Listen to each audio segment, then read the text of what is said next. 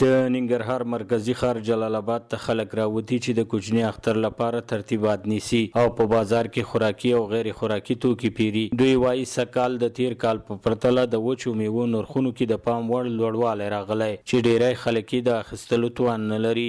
دوی د وچو میوو له سوداګرو او کاروباریانو غواړي چې په هیواد کې د غربت کچې ته په کتو له خلکو سره ګزاره وکړي او په وچو میوو کې د لږې پیسې وګټي ترڅو هر وګړی د اخیستو توان ولري. پروس کال او سږکال خو نرخونو ډېر فرق ده، تقریبا یو په 200 کال ریټونه جګې دي او بېروزګاري ده چې نشته ده، نو بس کاروبار نشته ده او حالات تاسو خپله ګورئ. ورته به وګوري خوړی به ورته نه شي. که چا لږ څه دلته مقصد ښه وي هغه یو چارک یا نیم چارک ځان سره کور ته وویسي او د خپلو بچو دپاره د اختر موخه ده هغه ته مقصد یو میلمه یا دوست رفیق راځي هغې په مخ کې به کي. د وچو میوو کاروباریان او هټیوال د تیر کوچني اختر په پرتله سږکال اختر بازار سوړ بولي او لامل په هیواد کې د غربت د کچې زیاتوالی یادوي. دوی همدارا زیاتوي چې د تیرو کلونو په پرتله د هیواد د بیلابیلو سیمو وچې میوې بازار ته رارسېدلي او نرخونه یې هم د تیر په پرتله یو څه راښکته شوي دي. تیر کال خو او سږکال چې دی څومره چې غربت زیاتېږي هغومره کمیږي.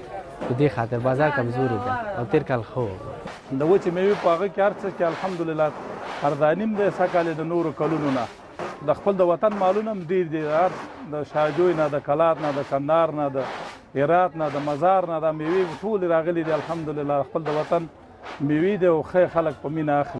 بل خوا ننګرهار کې د وچو میوو د اتحادیې مسؤلین هم د تیر په پرتله د نرخونو د ټیټوالي خبره کوي او زیاتوي چې وخت نا وخت یې د وچو میوو کاروباریانو سره ناستې کړي او سپارښتنې ورته کړي ترڅو هیواد کې د روان اقتصادي وضعیت ته په کتو خلکو ته په مناسب نرخونو میوه عرضه کړي.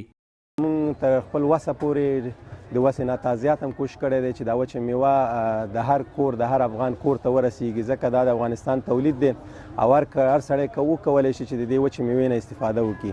نو په دې عرصه کې زموږ اتحاده ماشاءالله ښه فعاله دی او تاسې به ګورئ په بازارونو کې نسبت د نورو کلونو پرتله وچه میوه ډېر ارزانه ده. ډیر وخت د اخترونو پر رسیدو سره په ښار کې د بیلابیلو صنفونو د نرخونو د توکو د پلور پر مهال د نرخونو د لوړوالي خلک شکایت کوي. خو سږکال د ننګرهار ښاروالۍ په دغه برخه کې یو څه جدي بریښي او د روژې له پیله یې تر دې دمه هره ورځ د نرخونو د کنټرول کمیسیون غړي په ښار کې ګرځي او د بیلابیلو برخو نرخونه کنټرولوي او سرغړونکي مجازات کوي. سباون ساحل، وحدت نیوز، ننګرهار.